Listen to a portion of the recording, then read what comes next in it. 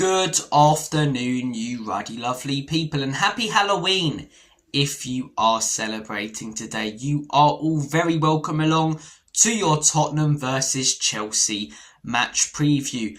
Our recent results against the Blues have been pretty scary in all honesty, so hopefully it's a different story this Saturday afternoon. The game is set to take place 5:30pm UK time tomorrow evening at the Tottenham Hotspur Stadium, and it should be an interesting game. It should be good. We're going to start off this preview by taking a look at Chelsea. As we always do in these previews, we look at the opposition, then we have a little look at Tottenham, then we look at recent games against the opposition between the two sides, and then we go through lineups, score predictions, all of that good stuff. So without further ado, let's get cracking with this knacking. Chelsea, they currently sit 9th in the Premier League table. They have scored 17 goals and conceded 11 so far this season. When you look at their last 5, their most recent game was a 2-1 loss at Stamford Bridge to Sunderland. Sunderland have been flying in the league, but not a good result at all for Chelsea there, especially for that second goal. I mean, I don't know what they're doing just allowing the Sunderland striker Isidore to hold the ball up. They give him like 10 seconds to just stand there with the ball, and it's so easy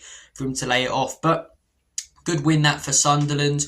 Poor result for Chelsea. The game before that, 3-0 win against Ange Postecoglou's Nottingham Forest. Kind of expected that they would go there and win. Postecoglou's Forest were horrific. I feel for, any team that didn't get to play them or Graham Potter's West Ham this season, because if you were coming up against one of those two teams, it was great fun. But big win there for Chelsea. Forest were playing well in the first half, but just like we did a lot under Ange, just crumbled like a chocolate digestive in the second half, and it was very easy for Chelsea to pick them off. The game before that, a 2-1 win against Liverpool. It felt massive at the time. A few weeks on, it's still a good win, don't get me wrong, but doesn't feel groundbreaking. At the time, I thought this could mean that Chelsea might be able to compete for the title. And I'm looking back on it now since Brentford have beaten Liverpool, since Man United have beaten Liverpool, and I'm saying it's a good win, but one that actually you'd probably expect to be winning considering the form that Liverpool have been on when you're playing them at home. But good win nonetheless. Great goal by Estevao at the end. What a star he is. Big fan of him. Got a lot of potential. Game before that, 3-1 loss at home to Brighton. Very poor performance in that game. They were down to 10 for quite some time. Brighton got 2 goals in stoppage time. And the game before that, a 2-1 loss away at Old Trafford against Man United. So 3 losses in their last 5, and the 2 wins are against a Liverpool team that can't win a game to save their life in the Premier League at the moment, and a Forest team that were losing every week under Ange Postecoglou. So it's not looking great for Chelsea at the moment. It's not looking great. When it comes to Tottenham, 17 goals scored, 7 conceded, 3-0 win against Everton in our most recent game. Game before, 2-1 loss at home against Aston Villa. I actually thought we created some good chances in that game. I think we limited them to very little, but they were clinical. We weren't. They had the attacking quality up top. We didn't. That's been the story of a lot of games that we haven't went on to win that maybe we could have this season. We haven't had the quality in forward areas, and that was the story on that Sunday. The game before, a 2-1 win against Leeds. I nearly said lost there, but it was a win. Mohamed Kudus really shining in that game. He hasn't since, so hopefully this Saturday he steps up. The game before, 1-1 draw at home against Wolves. Looking at the form Wolves have been on since then, should have been winning that game. The performance was very poor. I think the first half we were okay, but the second half, 45 minutes of just horrific football from a Spurs point of view. You want a Halloween scare? Go back and watch the second half of that game. Spooky stuff. Weapons, Barbarian, Halloween, Friday the 13th, nothing on that second half against Wolves from Thomas Frank's Tottenham. Game before, 2-2 draw against Brighton. Probably our best attacking performance of the season there. So Spurs come into this game on better form than Chelsea. We've lost 1 of our last 5. They've lost 3 of their last 5, and they're coming off a home loss whilst we're coming off an away win. But we've been fantastic away from home so far this season. We're top of the league when it comes to away form. I'm pretty sure we're 17th when it comes to home form, and we are at home this Saturday. And when you look at recent results against Chelsea, get a little bit of PTSD in all honesty.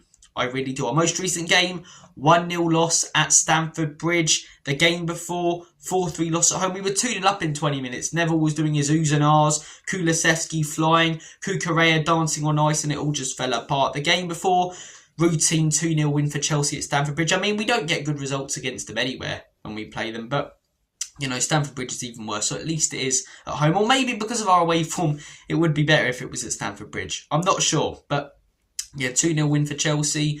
4-1 win for Chelsea the game before. I'll tell you what though, even though we lost to one of our biggest rivals 4-1 in that game, as a football fan I was entertained. I was really entertained in that game. Now I know one of my big criticisms of Ange was, yeah, he plays entertaining football, but it's painful to watch, and I stand by that for a majority of his games, but that game was just fun to watch, man. As a football fan, it was end to end, it was craziness, there was sending offs, VAR decisions every couple of minutes. One of the most mad games of football that I have ever seen. Jackson scored probably the worst hat-trick in history. We started that game so well. That Son disallowed goal. My word, man. My word. The feeling that I got at that time. I've only got that feeling a few times, a few times with England, Shaw scoring in the Euro final and Palmer scoring in the last Euro final. And a couple of times I've got a special feeling with Spurs. Like, we're going to do this. When Van der Ven cleared it off the line against United. But before that, at the start under Ange, when the grass was looking green and everything was clicking and Son scored that disallowed goal, I really did believe. I really, really did believe. I think tactically, right, heading into this game, despite actually, I said last 5, I did 4 there. We lost, no, we didn't actually. We beat them 2-0 the game before that 4-1. That was when we had Stellini as interim manager. Skip scored a banger and Kane scored from a corner.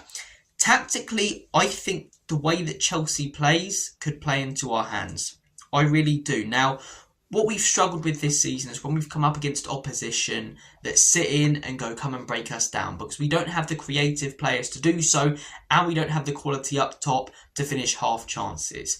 We're at our best and have been this season under Thomas Frank when the opposition has wanted to control the game, wanted to dominate possession, and we've been able to counter-attack them. And I think that's the way this game is going to go. Chelsea, when you look at them tactically under Maresca, they want to dominate possession. They invert their fullbacks. They want to control the game. A lot of short passes. And I think that could really favour Spurs. We like to sit in narrow against teams that dominate possession. And Chelsea aren't the quickest on the ball either. They don't really gegenpress.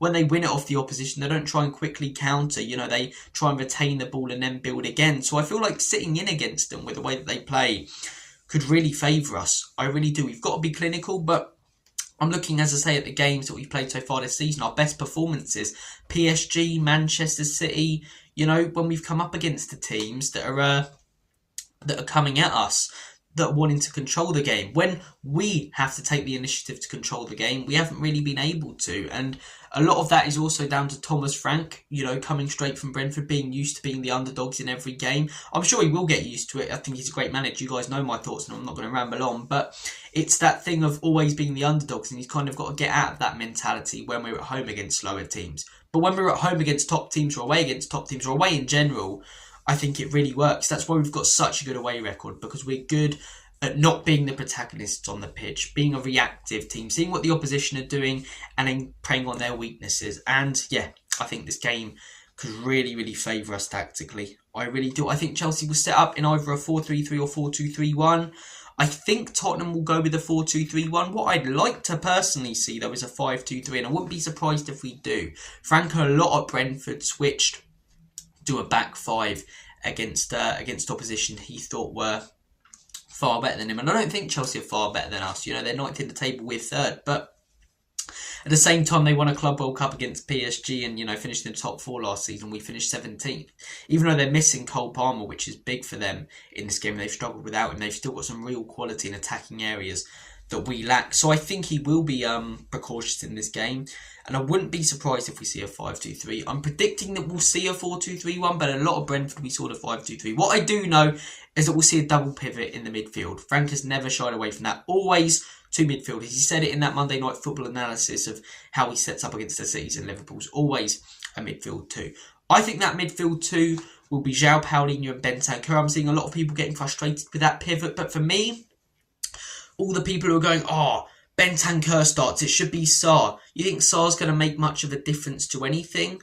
It's like when he starts Tell and people go, it should be Richarlison. He starts Richarlison, it should be Tell. He starts Bentancur, it should be Sarr or Bissouma. He starts one of them, it should be Bentancur. When are these fans who are constantly questioning, rotating these players that aren't good enough, going to realise that we don't have one set player in the midfield because Frank doesn't know his best 11 because he's lacking quality in many areas of the pitch. Sarr comes in for Bentancur. What difference does it make? Do you think we're suddenly going to start playing free-flowing football? Not even that. Do you think we're suddenly, going to start passing the ball forward more, especially when we're up against lower blocks? It's not going to happen. It's not going to happen. If you bring in Bissouma, do you think we're, suddenly going to start to flow more? It's not going to happen. You change Tottenham and Richarlison, you can chop and change a lot of these average players, and it's not going to make any difference to the quality of the performances on the pitch or the way that we move the ball on it. So for me, I think it will be Paulinho and Bentancur, and I don't have a problem with that. I think with a 4-2-3-1 that I reckon he'll go with, I think Van der Ven definitely left centre-back. Romero if he's fit, but I don't think he will be, and it would be quite mad to just throw him back in after he hasn't played for a couple of weeks. So Danzo, and I don't have a problem with Danzo. I think he's one of the best players in the air. I think that's going to be important in this game. So Kevin Danzo at the back. Liam Delap, he's ready for Premier League action now. So if they do start him, considering how bad Pedro's been recently, then I do back Danzo to deal with him. Having said that, they might not after the stupid red card he got in the week and how annoyed Maresca got with that. So I think Kevin Danzo and Van der Ven. Jed Spence at left back for me. Pedro Porro at right back. In other words, water is wet. As I say, midfield of Paulinho and Bentancur, I think. And then, do you play Simmons attacking mid? I think you kind of have to because we're not got many other options in all honesty. I'd rather see Simmons than Bergvall. So Simmons in attacking mid, hopefully he settles into this game. And then a front three, I would say, of... It's tough, innit, picking the attacking players because there really isn't much quality. Kudu's definitely on the right. And I would say Kolo Muani as striker and put Odebert on the left. I wouldn't mind if he played Sarr as well instead of Xavi Simons because we will be sitting in a little bit. But that's what I'm thinking we'll see, 4-2-3-1. Personally, I'd go 5-2-3. Move Paulinho into the centre-back position and have the midfield two of Bentancur and Sarr purely just to have a bit more protection and make it harder for Chelsea who like to dominate the ball. But yeah, as I say, the way that Chelsea want to play, the way we want to play, I think it could really favour us this game, tactically. I really do. Score prediction, though, I'm going to go for a boring 0-0. We're used to thrilling games between Chelsea and Tottenham fans. On the neutrals are, as Spurs fans, we're used to painful games between Tottenham and Chelsea. But yeah, I think 0-0. I think we'll defend well enough to not concede. I don't think Chelsea have that quality to break us down if we do, looking at our defensive record and looking at the lack of quality they have up top without Palmer, with Delap and Pedro both struggling, both frustrating their manager. On the wings, they've got quality, but we like to leave the wings sort of open. Neto can take on his man, he's good at that, but is he going to be the guy to score a goal? Probably not. Is Esteval going to be the guy to score a goal? Probably not. That's down to the ones in the middle, and they're lacking the quality in central positions at the moment. But then when it comes to us breaking them down, do I see that happening? No. Do I think their defence is particularly great? No. But I think playing through their midfield is going to be very, very difficult with Caicedo in there. One of the best players, in my opinion, in the Premier League right now. So I'm going to go 0-0. Two teams that I think lack attacking quality up top. I think we'll defend well, but I don't think we'll offer enough to break Chelsea down. So I'm going to go for a 0-0. If there is a winner, I'm going to say 1-0 either way, and hopefully because it's at home it's a Spurs win. But yeah, hopefully a great result tomorrow against Chelsea. Time to change things around against them. It's painful result after painful result really, and yeah, we deserve something against them. If you want to see more about the history of Tottenham versus Chelsea, check out the end screen that I've got up here right now for a video about that. If you want to look at Mohamed Kudus, what he can bring to the table, check out the end screen video I've got there. Thank you guys for watching. Take care, all the best, God bless, and as always and forever, come on, you Spurs.